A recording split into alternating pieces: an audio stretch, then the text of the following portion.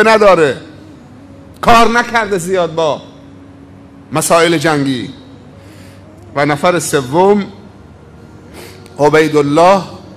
عبیده ابن الحارث. 3 نفر آمدن بیرون در مقابل هم ایستادن. حمزه با عتبه زد، کار عتبه رو یک سره کرد، در خورش بود، عتبه رو کشت در جا. حضرت علی در مقابل ولید ابن عتبه که از شخصیت‌های به نام قریش بود و قهرمان بود و پهلوان بود، اصلا مجالش نداد که درست شمشیرش در بیاره. سبحان الله.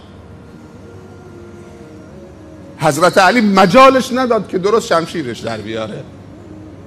ضربه اول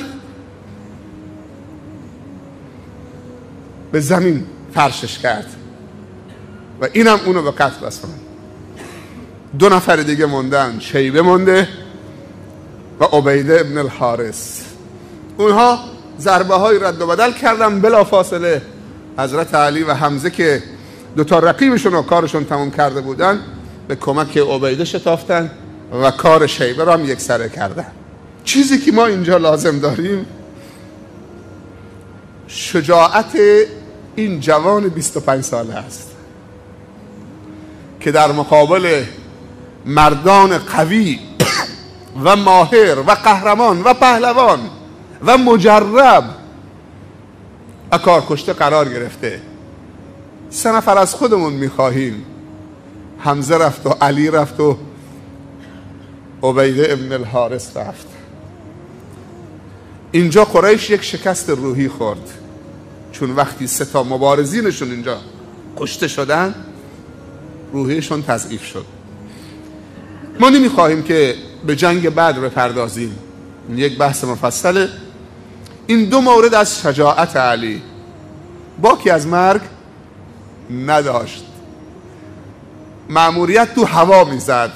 اما سومین صحنه‌ای که حضرت علی شجاعتشو به نمایش گذاشت و تقدیم خدا و رسول خدا کرد، من دیشبم تو نماز تهجد اشاره کردم.